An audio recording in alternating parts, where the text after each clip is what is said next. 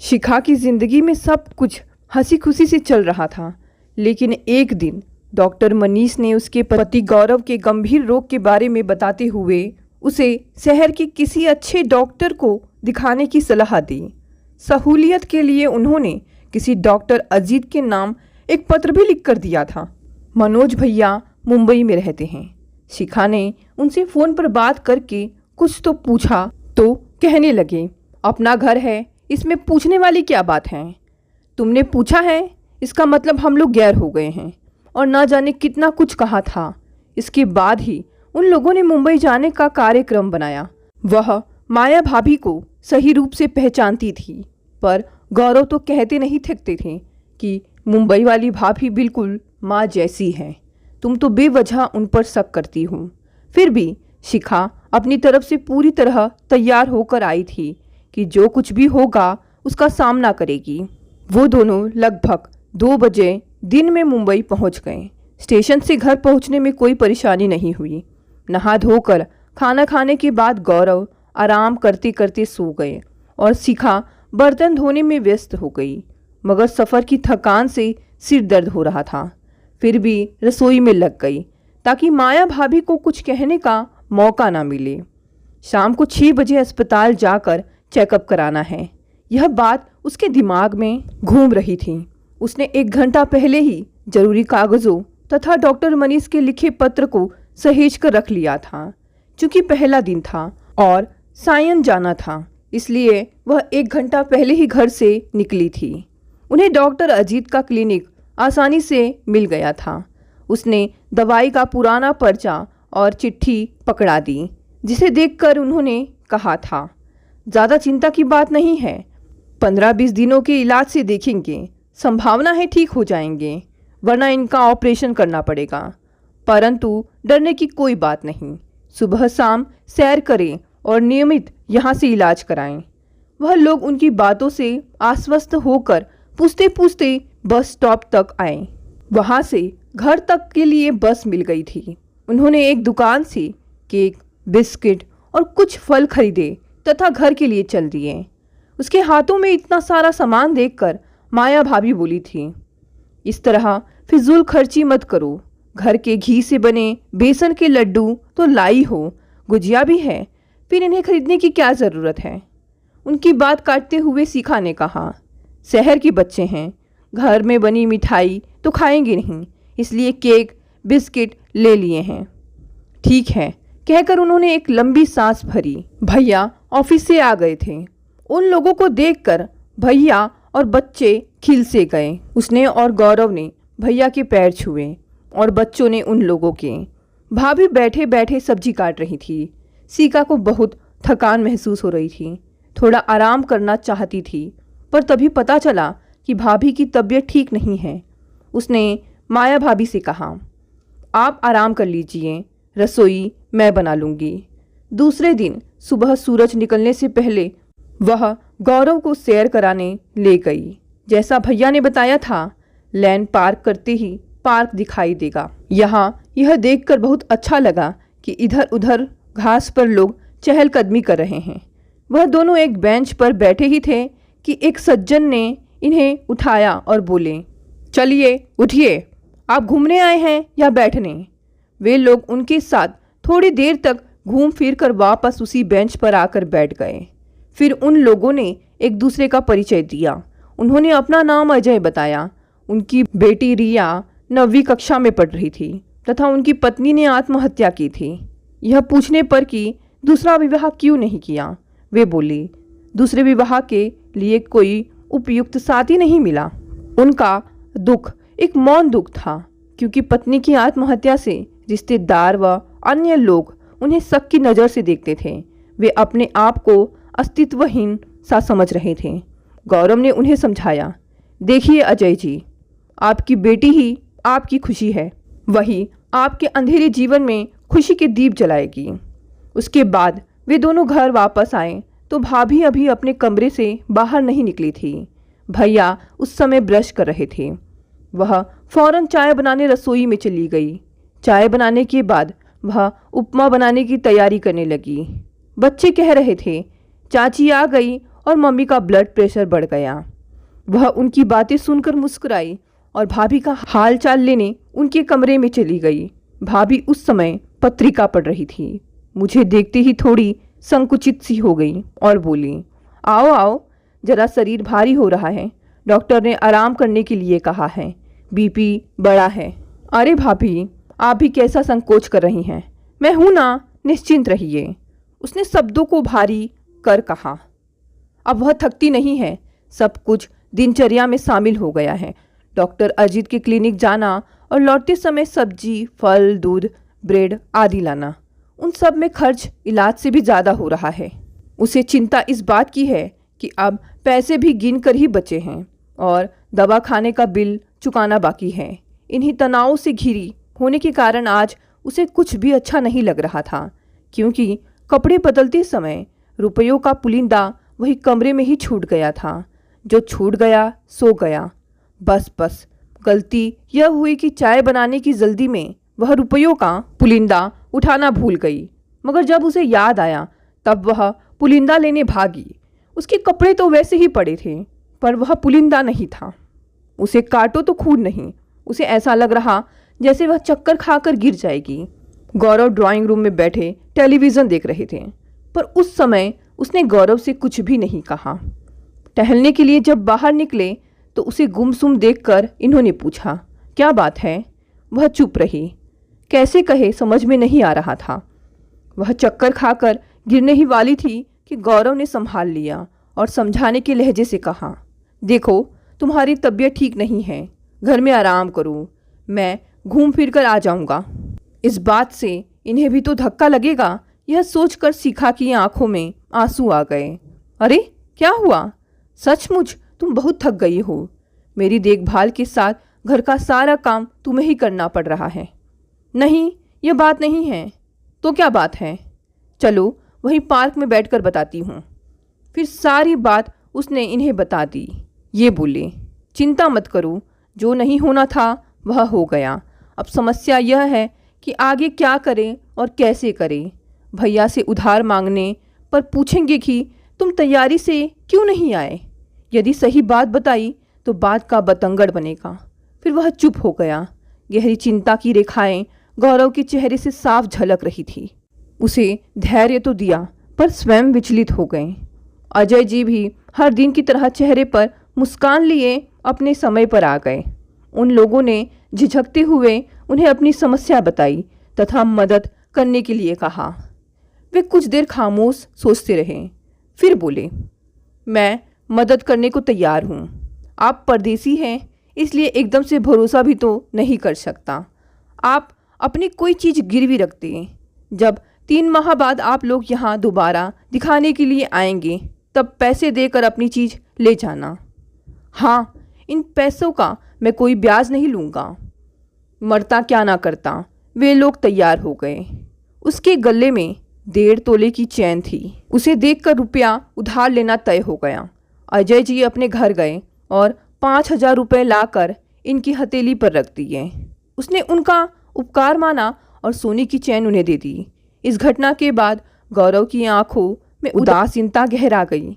वह शिखा को ही भला बुरा कहता, डांटता। उसकी इस लापरवाही के लिए आग बबूला होते तो शायद उसका मन हल्का हो जाता, पर भाई के संरक्षण में यह धोखा इन्हें पच नहीं रहा था। अजय जी दुनियादारी की बातें, रिश्ते नातों के खट्टे मीठे अनुभव सुनाते रहे, समझाते रहे, पर उन्होंने एक भी शब्द नहीं कहा। घर जाकर उसने रात को गौरव को समझाया, समझ लो चैन कहीं गिर गई या रुपयों का पुलिंदा ही कहीं बाहर गिर गया। इस तरह मन उदास करोगे तो इलाज ठीक से नहीं हो पाएगा। तनाव मत लो, बेकार अपने आप को परेशान कर रहे हो। अब यह गलती मुझसे हुई है, मुझे ही भुगतना पड़ेगा। कुछ दिन और बीत गए। अजय जी उसी तरह मिलते, बातें करते करते हंसते हंसाते रहे।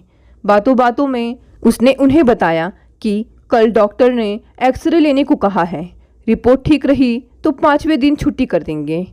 अजय जी को अचानक जैसे कुछ याद आ गया। बोले, आज से 5वें दिन तो मेरा जन्मदिन है। जन्मदिन? भाभी जन्मदिन? उनका इस तरह चहकना मुझे बहुत अच्छा लगा। उस दिन 16 तारीख है ना? आप लोगों को मेरे घर भोजन करना पड़ेगा।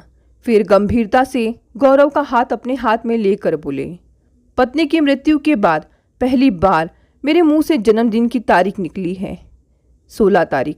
यह जानकर भी वह चौंक पड़ी। अरे, उस दिन तो हमारी शादी की सालगिरह है। अरे वाह, कितना अच्छा संयोग है। अजय जी, उस दिन यदि रिपोर्ट अच्छी रही तो आप और आपकी बेटी हमारे साथ बाहर किसी अच्छे रेस्टोरेंट में खाना खाएंगे। हंसते हुए गौरव ने कहा, मेरा मन कहता है कि आपकी रिपोर्ट अच्छी ही आएगी, पर भोजन तो आप लोगों को मेरे घर पर ही करना पड़ेगा। इसी बहाने आप लोग हमारे घर तो आएंगे, अजय जी ने कहा। शिखा ने गौरव की ओर देखा तो ये बोले, ठीक है, फिर बात तय हो गई। अजय जी खिल उठे।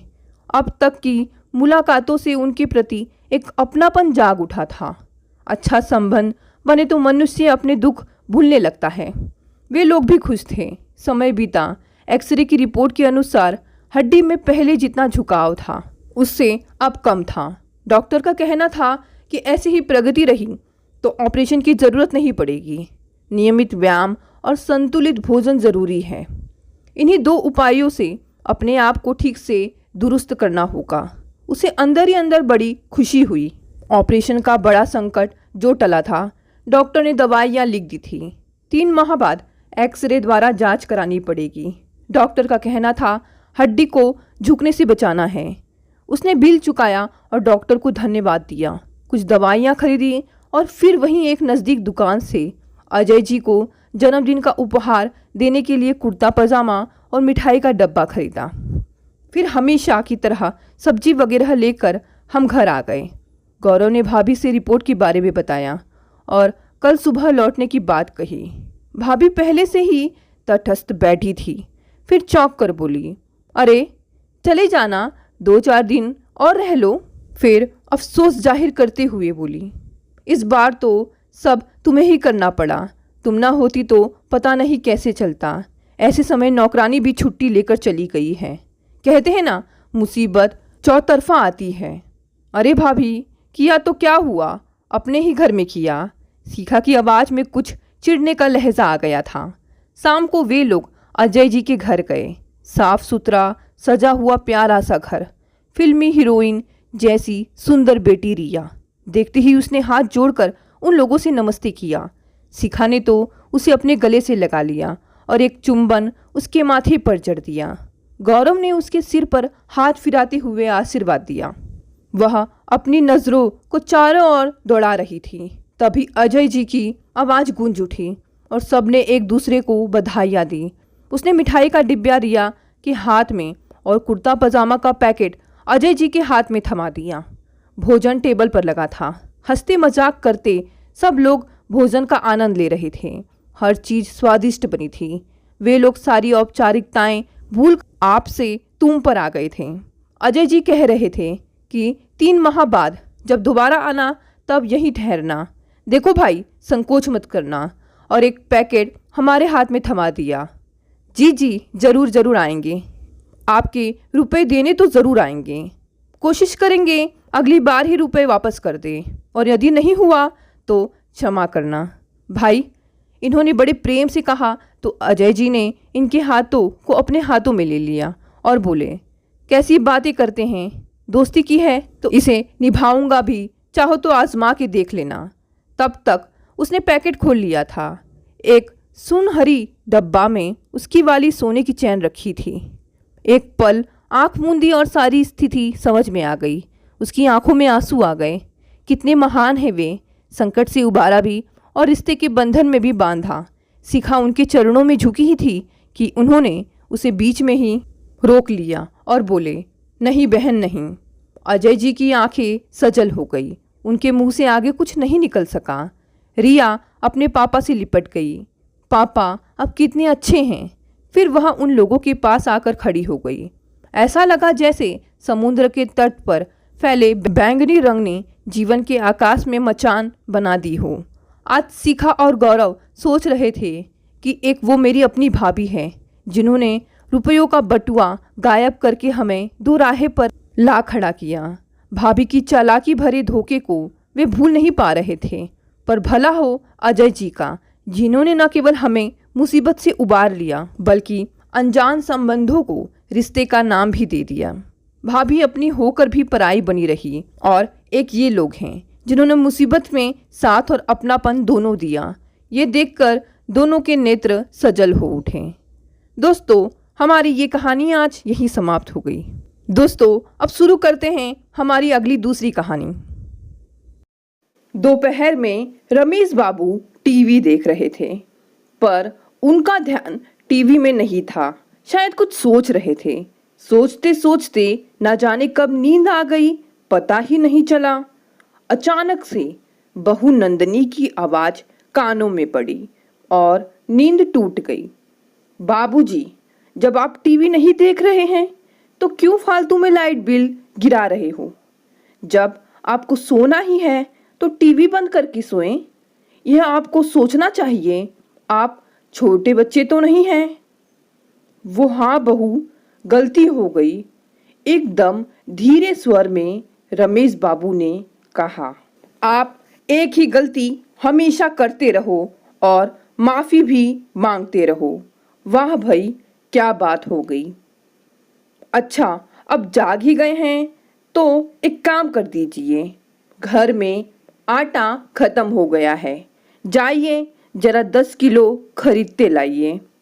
टेबल पर 320 रुपये, ना 1 रुपया कम ना 1 रुपया ज़्यादा, और बड़ा सा बैग रखते हुए बहू चली गई अपने कमरे में। रमेश बाबू पैसे उठाकर चल दिए पास के किराने के दुकान पर। छोटू, 10 किलो का एक पैकेट दे दो आटे का। हाँ लीजिए दादा, यह लो 320 रुपये। अरे दादा, 10 रुपये और दीजिए, दाम बढ़ गए हैं। क्या छोटू, मेरे पास तो इतने ही हैं, एक काम करता हूँ, शाम को दे देता हूँ। और रमेश बाबू आटा लेकर घर पहुँच गए। घर पहुँचते ही रमेश बाबू ने देखा कि बहू और पोता पोती मिलकर बेसन के पकौड़े खा रहे हैं। आटा रसोई घर में रखते ही बहू ने हॉल से ही आवाज लगाई, बाबूजी चाय पी लीजिए। बहू ने एक बार भी नहीं कहा कि बाबूजी लीजिए, पकौड़े खा लीजिए। खैर, बेचारे रमेश बाबू खुद चाय लेकर कमरे में चले गए। भगवान की कृपा से उन्हें बेटे बहू ने कम से कम एक कमरा तो दिया था, जिसमें एकांत में ही अपने दुख बांट सके अपने आप से ही। जैसे ही 6 बजने वाला था, वैसे ही रमेश बाबू पार्क में जाने के लिए तैयार होने लगे, मगर उन्हें याद आया कि उन्हें बहू से 10 रुपये लेने हैं आटे के लिए। जैसे ही बहू से मांगा, बहू ने कहा, क्यों बाबूजी, आपको चाहिए 10 रुपये? मैं सब समझती हूँ, वैसे भी आप करेंगे क्या, वहीं राजू की चाट खाएंगे और पेट खराब करेंगे। आप जानते हैं, बुढ़ापे में 2 वक्त की रोटी भी ढंग से पचती नहीं। बहू ने पैसे तो नहीं दिए। बेचारे रमेश बाबू रुआंसे होकर घर से निकल गए।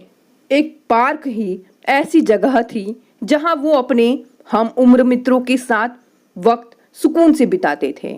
उनमें से एक शर्मा जी थे जो उनके खास मित्र थे। शर्मा जी को एक बेटा था जो कि बहुत ख्याल रखता था। आज की सारी बातें रमेश बाबू ने शर्मा जी को बता दी। उन्होंने झट से 10 रुपये निकालकर उनके हाथों में रख दिए। जिंदगी भर खुले दिल और खुले हाथ से जीने वाले रमेश बाबू को रिटायरमेंट के बाद बहुत बार मन महसूस कर रहना पड़ता था। सारा पैसा बेटे की पढ़ाई, शादी और घर बनाने में लगा दिए। बचत बस काम चलाने भर ही की थी। पत्नी तो उन्हें 5 साल पहले ही दुनिया छोड़कर चली गई थी। खैर, कैसे भी बेरुखी जिंदगी कट रही थी। आज फिर शाम को जब रमेश बाबू टहलने के लिए पार्क में गए तो उनका मित्र मंडल वाला ग्रुप केदारनाथ जाने का प्रोग्राम बना रहा था। रमेश, तुम भी चलो हमारे साथ, शर्मा जी ने कहा। नहीं नहीं, मैं कैसे जा सकता हूँ? अरे क्यों नहीं, तुमने कुछ बचत अपने लिए रखे हैं ना, किस दिन काम आएंगे, सारा पैसा तो अपने बेटे के ऊपर ही लगा दिए। वो बेटा बहू आपको कौन सा सुख दे रहे हैं? आप थोड़ा अपने बारे में भी सोचिए। हाँ, कई वर्षों से मेरा भी मन था कि मैं केदारनाथ जाऊं। बेटे से बात करके बताता हूँ। शाम को बेटा जब ऑफिस से आया तो रमेश बाबू ने बड़े उत्साह से अपनी योजना के बारे में बेटे से चर्चा की। बेटा, मैं भी जाना चाहता हूँ। बहुत वर्षों से मेरा भी मन था और थोड़ा चेंज भी हो जाएगा। बेटा, तुम पर बोझ भी नहीं आएगा। मैंने कुछ बचत किए थे। तभी बेटे ने तपाक से कहा, कौन सा बचत बाबूजी? उस बचत से तो मैंने नई बाइक खरीद ली। कैसे? सकते में आ गए रमेश बाबू। मैंने आपसे ही साइन करवाई थी, याद नहीं क्या आपको? बाबूजी, कितना खर्चा होगा केदारनाथ जाने आने में? यह सब बेफिजूल का खर्चा है। कितना अच्छा आइडिया है आपके दोस्तों का। इस उम्र में घर में रहकर भजन कीर्तन करो। भगवान तो कण कण में व्याप्त हैं। यहाँ वहाँ जाने का क्या मतलब? रमेश बाबू को उम्मीद ही नहीं थी कि उन्हें ऐसा जवाब मिलेगा। साथ ही बेटे ने उन्हें धोखा भी दिया था। वो समझ ही नहीं पा रहे थे कि बेटे ने कैसे इस तरह का जवाब दिया उन्हें। यही बेटा पहले आए दिन कुछ ना कुछ बहाना करके उनसे पैसे मांगता रहता था। वो जानते भी थे, फिर भी उन्होंने कभी भी कोई भी रोक टोक नहीं लगाई थी। आज जब बेटे को लगा कि उसको पैसे देने पड़ेंगे तो वो बिना मतलब के बहाने बनाने लगा था। रमेश बाबू ने कोई जवाब नहीं दिया और वो वहाँ से चले गए।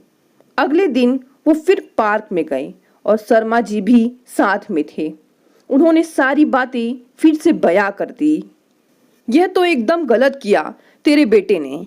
उसका कोई हक नहीं था। उसने तेरे साथ धोखाधड़ी की है। माफ करना अगर तुम्हें बुरा लगे तो तुम्हारा बेटा तो तुम्हें घर से भी बेदखल कर सकता है। ना तुम्हारे नाम पर घर है, ना कोई जमा पूंजी। मेरे दोस्त, तुम्हें अब आत्मनिर्भर बनना पड़ेगा। कहा तो तुमने सही मेरे दोस्त। मैं दिन भर खाली बैठा रहता हूँ। मैं कुछ करना चाहता हूँ जिससे इस उम्र में भी मैं व्यस्त भी रहूँ और आत्मनिर्भर भी। अरे वाह, मेरे पड़ोस में एक लड़का रहता है। उसे एक टीचर की ज़रूरत है। तुम भी एक बहुत अच्छे टीचर थे। अगर तुम फिर से ट्यूशन लेना शुरू करो तो अच्छा रहेगा। क्यों नहीं आप उस लड़के से बात करिए। आप हाँ कर दीजिए और बच्चे हो तो मैं ले लूँगा। अब रमेश बाबू शाम को बच्चों को ट्यूशन पढ़ाने लगे। उन्होंने घर पर बेटे बहू को नहीं बताया। धीरे धीरे बच्चे बढ़ने लगे। उनको उनका पसंदीदा काम भी मिल गया और पैसे भी अच्छे खासे आने लगे। एक दिन बहू को इस बात की खबर लग ही गई। उसने शाम को बेटे से शिकायत कर दी। देखिए जी, बुढ़ापे में काम करके हमारी नाक कटवा रहे हैं। सब कह रहे हैं कि हम इन्हें जानबूझकर पैसे कमाने के लिए भेजते हैं। बाबूजी, आप ये सब काम क्यों कर रहे हो? आपने मुझसे कहा भी नहीं। बेटे ने सख्त लहजे में कहा। बेटा, मुझे लगा कि जब तक मैं अपनी जिम्मेदारियों को खुद उठा सकता हूँ तो मैं तुम पर निर्भर क्यों रहूँ? बात बात पर तुम्हारे सामने हाथ फैलाना और अपनी ख्वाहिशों के लिए भीख मांगना मेरे आत्मसम्मान को ठेस पहुँचाने लगा था। मैं आत्मनिर्भर बनकर जिंदगी जीना चाहता हूँ। और हाँ, तुम अपने खर्चे स्वयं उठाना और मैं अपने। इस पैसे पर मेरा हक है। मेरी कोई भी जवाबदेही नहीं है तुमको। हाँ, मैं जहाँ भी जाऊँगा तुम्हें जरूर बता दूँगा। तुम मेरी जिंदगी में हस्तक्षेप नहीं करना और ना ही मैं तुम्हारी जिंदगी में करूँगा। बेटे बहू अवाक से रमेश बाबू की ओर देखते रह गए। उनके पास ना तो अब सवाल करने का कोई हक था और ना ही जवाब पाने की कोई भी उम्मीद। दोस्तों, दूसरी कहानी भी यहीं समाप्त हो गई। अगर कहानी पसंद आई तो इसे लाइक, शेयर और कमेंट करें। और अगर आप नए हैं तो इस चैनल को भी सब्सक्राइब कर लें।